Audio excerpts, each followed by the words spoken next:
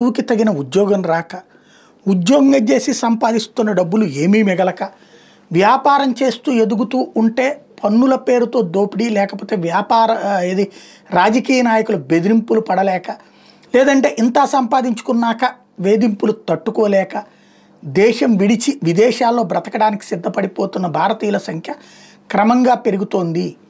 ఎక్స్పర్టైజేషన్ వలసపోతోంది, business sector వలసపోతోంది. ఇది గనక పరిష్కరించుకోకపోతే దేశానికి ప్రమాదం.